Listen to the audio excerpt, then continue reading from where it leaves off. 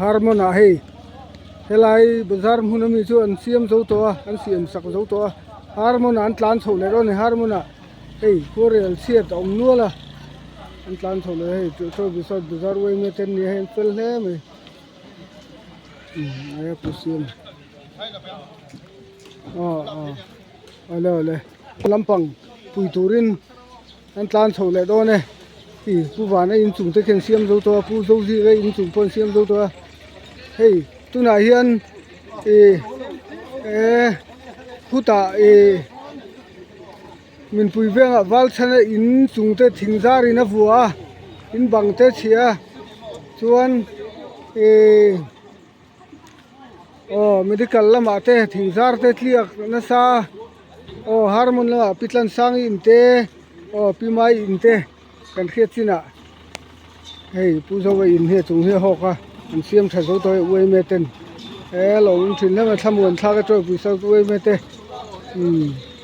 an chuak tha le mai an chuak tha thok khate harmon in tunen pui turin tlan chho le don ani harmon lampang pui turin tlan chho le don ani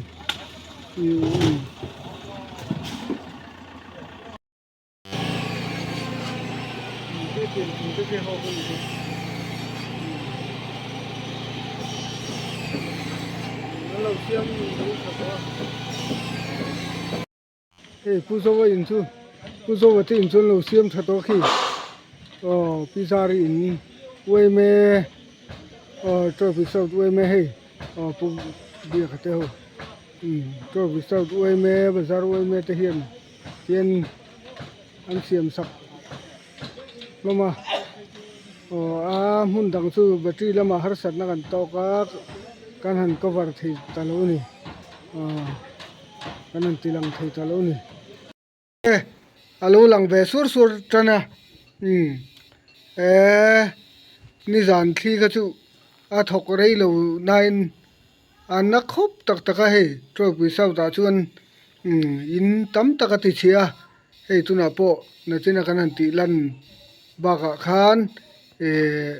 khu ta min pui veng lampang pu surena in chungte hoka ta wal chana in chungte thingkung in thingzar in a denga a chia in bangte cheboka zan ten enge mani in rausana tlan chuak sahim na zonga tlan chuak nu naw tam takan oma chuan harmon lama hian harmon veng lama hian pitlan sangi pu rin pu te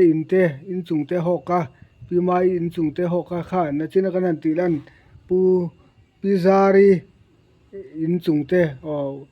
a han hoka chuan pu wan khuma in chungte an alo cheboka chuan pu zo ji ke in chungte a hok boka wei me in jinga teng kha an han siam saka bazar hmuna chuan ho thingzar te te khuan an han thiana bazar hmuna chuan an siam sak zo to ni na hriata chuan harmon lampanga pui tur wei me member eng mazat kha an tlan chawa bazar wei me te harmon venga khorel chiat te pui turin tuna khan an tlan chhole sang khati zong kha tun china report kan han pek thei ri chu ni